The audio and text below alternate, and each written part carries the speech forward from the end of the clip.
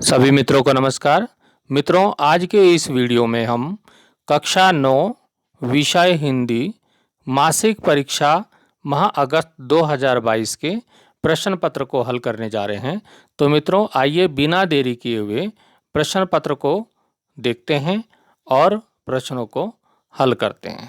हमारा जो नोट इसमें पढ़ लीजिए, नोट दिया है प्रश्न संख्या 1 व 2 के अंक 1 और प्रश्न संख्या 3 और 4 के अंक 2 और प्रश्न संख्या 5 के 4 अंक हैं। तो ये तो अंकों का निर्धारण हो गया। पहला प्रश्न है, अग्रिम धन आदेशः में कौन सी संधि है? तो मित्रों, ये दीर्घ संधि है। यहाँ पर 4 ऑप्शन दिए हैं।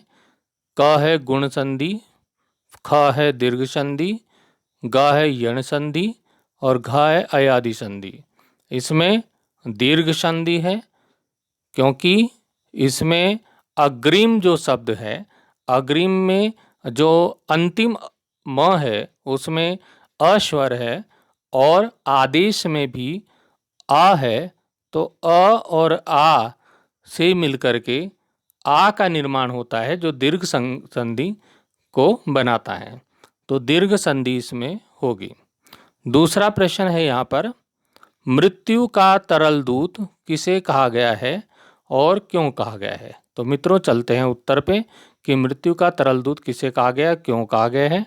देखिए, इस प्रकार से आप उत्तर लिख लेंगे, यहाँ से स्क्रीनशॉट भी कर सकते हैं। आप उत्तरों को ध्यान से देख सकते हैं। प्रश्न संख्या 2, तो बाढ़ के भयंकर फेनिल जल को, जो झाग वाला पानी, जो बाढ़ का पानी होता है, बड़ा मिट्टी वाला जो पानी है, उसको फेनिल जल बोला है यहाँ पे। तो बाढ़ के भयंकर फेनिल जल को मृत्यु का तरल दूत कहा गया है।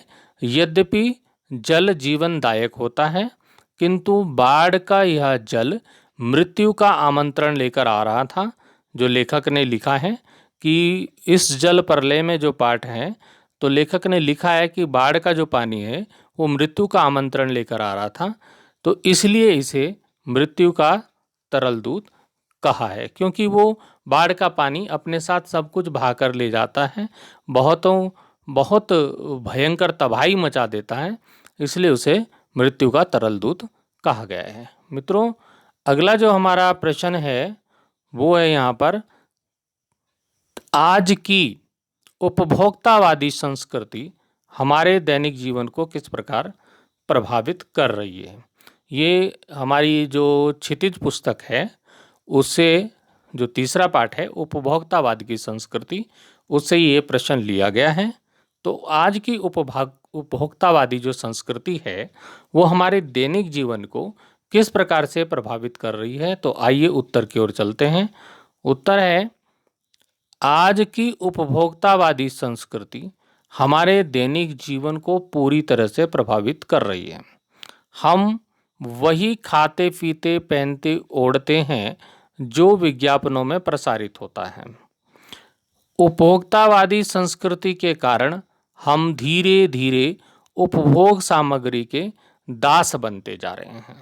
हम अपनी ज़रूरतों को अनावश्यक बढ़ाते जा रहे हैं। हमें जिन चीज़ों की ज़रूरत नहीं होती उनको भी हम ले रहे हैं।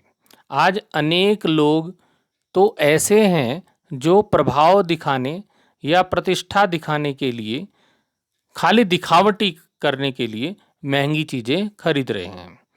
धनवान जो लोग हैं, जो बहुत अमीर हैं, तो धनवानों को 5 सितारा जो होटल हैं वहाँ उस स्तर से नीचे की वस्तुएं उन्हें पसंद नहीं आती। शॉपिंग मॉल में जाने लगे हैं, जो कि आप सस्ते से अपने घर के पास की दुकान से या घर के नज़दीक मार्केट से आप खरीद सकते हैं, वो मॉल में जाकर बहुत ही महंगा मिलता है। तो ये क्या होता है, एक दूसरे को देख करके दिखावटी दिखाने के लिए या प्रतिष्ठा दिखाने के लिए, अपनी इज्जत मान सम्मान ज़्यादा प्रदर्शित करने के लिए लोग इस तरह के हरकतें करते हैं। तो निम्न या सामान्य वर्ग क्या हो, उन्हें ललचाई नज़रों से देखते हैं।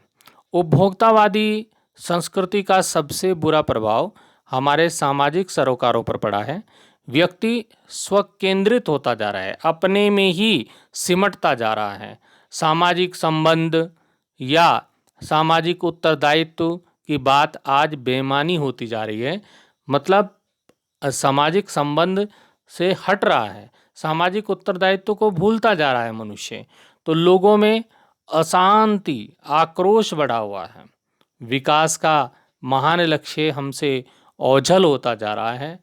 मर्यादा की बात करेंगे तो मर्यादा, नैतिकता के मानदंड टूटते जा रहे हैं। मर्यादा और नैतिकता खत्म हो गई है मनुष्य के अंदर और स्वार्थ बढ़ रहा है। बस अपना ही अर्थ पूरा हो जाए, वही आजकल उपभोक्तावादी संस्कृति के कारण सब कुछ ये प्रभावित हो गया है।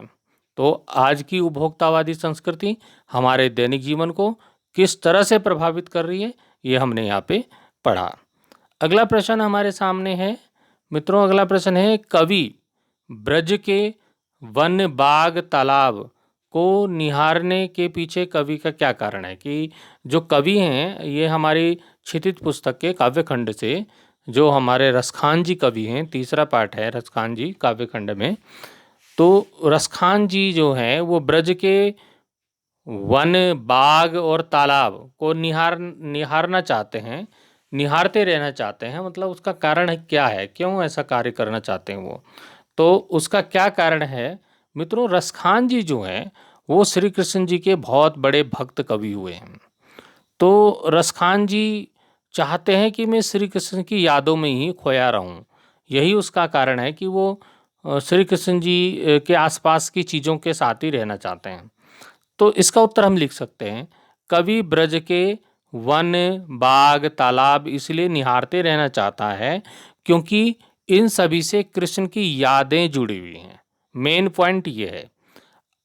अब कृष्ण ने कभी इनमें ही विहार किया था, यहीं पर वो घूमे थे, भ्रमण किया था, इसलिए कभी इनको देखकर स्वयं को धन्य हुआ मानता है और यही कारण है कि वो उनको निहारते रहना चाहता है। तो मित्रों ये उत्तर समझ में आ गया होगा। अब आता है हमारे पास रसखान जी से ही पांचवा प्रश्न। रसखान जी की कविता हमारे सामने दिया है कि निम्नलिखित काव्यांश को पढ़कर नीचे दिए गए प्रश्नों के उत्तर हमें लिखने हैं।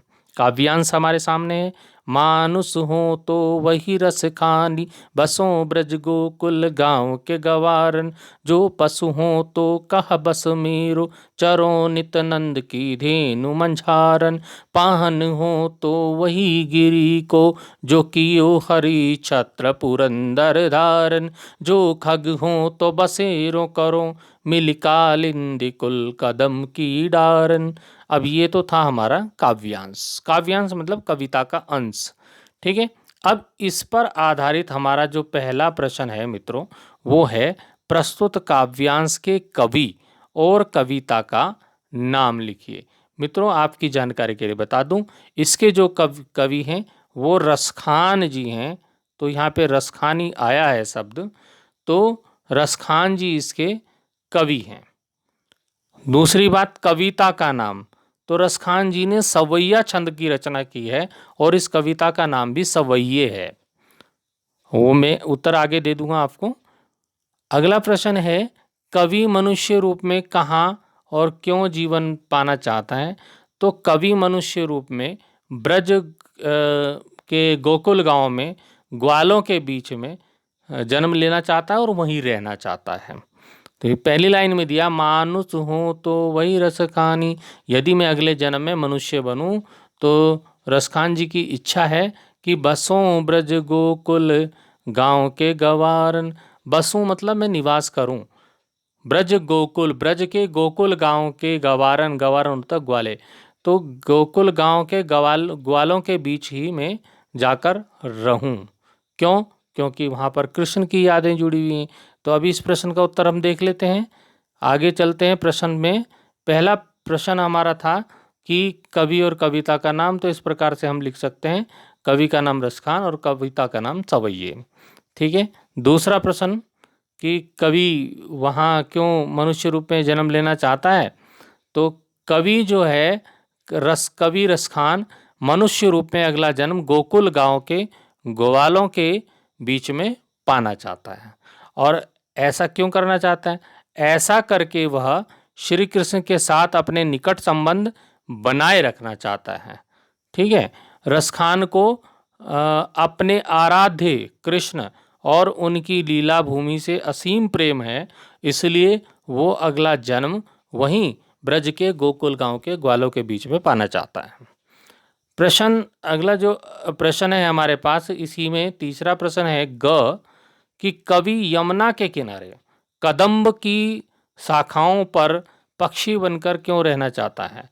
तो मित्रों कि जो यमुना के किनारे जो कदम्ब का वृक्ष है उस पर बैठकर कृष्ण जी बांसुरी बजाते थे, उसके नीचे खड़े होकर बांसुरी बजाते थे, बैठकर बांसुरी बजाते थे।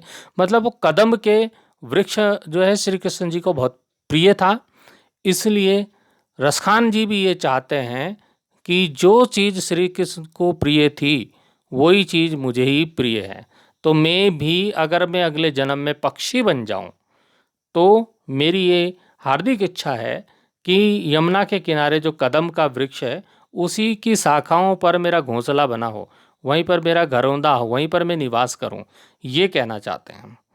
तो इसका उत्तर हम देख लेते हैं। उत्तर हमारे पास है ये सामने यहाँ पर कि रसखान अगले जन्म में पक्षी रूप पाने पर यमुना तट पर स्थित कदम्ब की डालों के बीच अपना बसेरा बनाना चाहता है, क्योंकि श्री कृष्ण कदम्ब के वृक्ष के नीचे बांसुरी बजाया करते थे।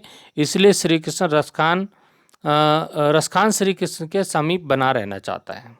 तो ये इसका उत्तर हो जाएगा। एक मित्रों इसमें बहुत ही इम्पोर्टेंट जो क्वेश्चन है, बहुत ही महत्वपूर्ण क्वेश्चन है, प्रश्न है हमारे पास, वो है कि प्रस्तुत काव्यांश में निहित काव्य सौंदर्य प्रतिपादित कीजिए। मतलब काव्य सौंदर्य इसमें क्या आपको अच्छा लगा, आपको उसको बताना है। तो इसका उत्तर भी हम यहाँ पर देख लेते हैं मित्रों। हमारे पास ये उत्तर आप बड़ा लिख सकते हैं, तो मैंने इस शॉर्ट में बताने की समझाने की कोशिश की है। यहाँ पे काव्यांश में क्या है, 4-5 लाइन 4-5 बिंदु होते हैं, उनको बताना पड़ता है। जो काव्य सौंदर्य होता है उसमें 2 पॉइंट होते हैं, एक भाव सौंदर्य और एक होता है शिल्प सौंदर्य। तो मैं यहाँ पर शॉर्ट में आपको बता रहा हूँ, आप डिटेल में पढ़ेंगे हम जब 10th में पढ़ेंगे, कक्षा 10 में। 9th में मैं शॉर्ट कट आपको यहाँ पर बता रहा हूँ। तो ये है कि आप 5 पॉइंट यहाँ पर लिख दीजिए, लगभग 5, 6, 7 पॉइंट जितने लिख सकते हैं आप। पहले तो हम यहाँ पर लिख लेते हैं, पहला पॉइंट हमारा है रसखान का ब्रजभूमि के प्रति प्रेम अतुलनीय है, जो कि इसमें दिखाया गया है इस वाले काव्यांश में, कि मैं पक्षी बनूं, पत्थर बनूं, मनुष्य बनूं, पशु बनूं, लेकिन बनूं वहीं रहूं, ब्रज के गोकुल गांव के आसपास ही रहना चाहते हैं वो। तो रसखान का ब्रजभूमि के प्रति प्रेम अतुलनीय यहाँ पर दिखाया गया है, और उनका ब्रजभूमि के प्रति प्रेम पाठक को रस विभोर कर देता है। जो हम पाठक लोग हैं, पाठक मैंने पढ़ने वाले लोग, तो हमको क्या करता है वो रस विभोर कर देता है, मतलब हम भी श्री कृष्ण के प्रेम में डूब जाते हैं। दूसरा यहाँ पर इसकी जो भाषा है, ये शिल्प सौंदर्य के अंतर्गत आती, भाषा जो है वो बड़ी ब्रज भाषा है और वो बड़ी माधुर्य है, सरसता से भरी हुई है और कोमलता उसमें देखने को मिलती है। तीसरा पॉइंट, संगीत, लय, छंद, प्रवाह की दृष्टि से यह अत्यंत ही सफल सवैया है। छंद कौन सा है इसमें? सवैया है। कवि की कल्पना शक्ति अनुपम है और अनुप्रास अलंकार यहाँ पर दिखाया गया है। तो अनुप्रास अलंकार में अलग से आपको पढ़ाऊंगा, तब आपको समझ में आ जाएगा कि अलंकार होता क्या है। तो जब एक ही वर्ण की आवृत्ति बार बार हो तो वहाँ अनुप्रास अलंकार होता है। तो ये मैं आपको बाद में बताऊंगा। तो इस प्रकार से ये जो हमारा प्रश्न पत्र था मासिक परीक्षा का अगस्त 2022 का, तो इसको हमने यहाँ पे हल किया। आप, मुझे लगता है कि आप अच्छे प्रकार से पेपर को समझ गए होंगे, उसके प्रश्नों के उत्तरों को समझ गए होंगे। फिर भी किसी को कोई शंका या समस्या हो तो वो कमेंट कीजिएगा, मैं आपके हर प्रश्न का उत्तर देने के लिए तैयार हूँ मित्रों।